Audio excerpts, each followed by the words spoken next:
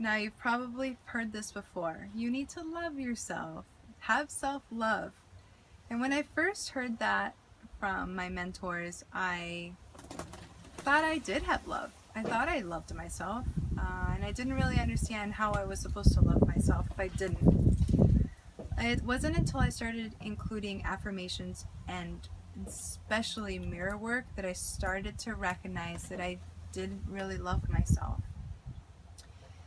Doing affirmations is very powerful. You can just make some statements before you wake up in the morning or before you go to sleep. You know, some of the affirmations like, I am beautiful, or I am a fun loving person. Anything that you feel like you want to tell yourself, those are great positive affirmations. But the one affirmation that really struck a chord with me is saying, I love you. And when I started doing it in front of the mirror, it shook me to my core. I found that every time I said it in the mirror, I would make these weird facial expressions right after I said it, or even I couldn't even look at myself in the eyes while saying I love you. So it took a lot of practice. Then the next step after saying I love you was saying I will always love you.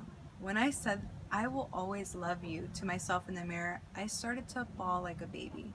I didn't realize that I felt that I wouldn't love myself forever, or that I wasn't loved forever.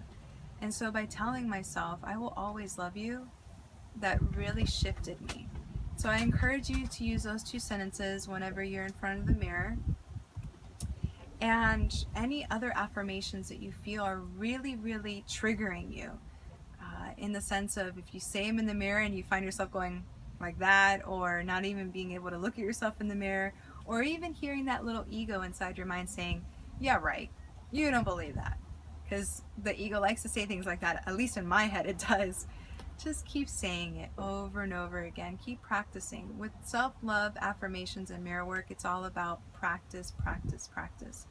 Eventually the ego will quiet down and your true spirit will be screaming it out loud, and you'll be believing it 100%.